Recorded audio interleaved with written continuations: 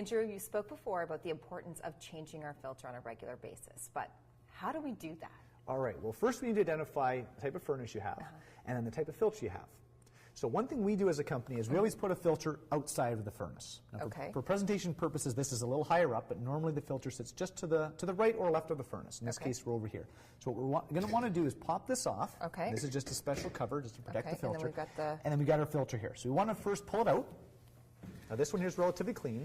And the first thing we want to comment on is the size. So unfortunately with manufacturers, they make bunch of different sizes. Now we pretty much use 16 by 25 by 1, and that's the most common size you're going to find. Standard is this? You got it. So that's 16 this way, 25 here, and then 1 inch thick. Okay. And the airflow we always want point towards the furnace.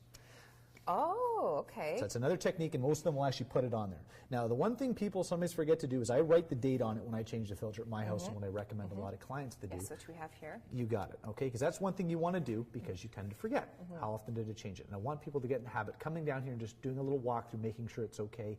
You have water that could be leaking, a dirty filter, could have a red light that's coming up from here. You want to make sure you're aware of this appliance. I want you to come down and love this thing like you love your stove. Yeah, so I know one of the things I've heard people ask too, you know, how much do we invest in our filter? Like, can I not just go to the store, get one off the shelf, and hope that it's going to do its job? You could, pending you get the right size. So this is a filter that we as a company sell, but this is one you can also get anywhere essentially. The biggest thing I want to stress is you want to get the right size for your furnace.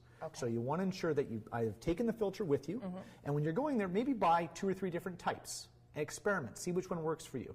The inexpensive ones are, you know, great for filtering the air. The other ones are going to be if you're doing exotic cooking, you have a lot of people in the home, pets, smoking, you're going to want a higher filter, or if just general dust issues. So depending on the criteria of the home and what you ultimately want to establish, that's going to kind of regulate how much you want to spend. And please buy more than one.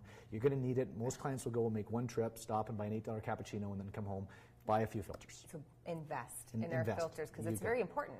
Huge. For the home. So we popped this, we took this out, and then we put the new one in. Now this one here essentially is our new one. So we're going to basically take it again. Now we're going to turn the arrow towards the furnace. So they all come with this arrow, so it's going to show me which. Now some of them don't, but most times they'll have it here, and if they don't have it here, you can always end up marking it on a different spot that's easier for you to see. So you're going to slide that right in.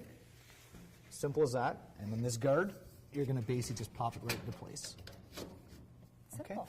And you're done. Now, the one step we didn't do is write down the date, but that's one thing I want you to do as well, is make sure you're just writing down the date and make a habit, mark it on your calendar, and then once you get in the routine of it, that's fine. If you want to make a note on the ductwork here, get a little piece of paper and make a note there. Some clients like to do that. Great. Well, thank you so much for helping me learn how to change the filter in my furnace, and I guess I have no excuse now but to keep doing it. You got it. Where can somebody go to get more information? Visit us at 200 Queen Street North or check us out at hamco.ca. Thank you very much. Thank you, Tracy.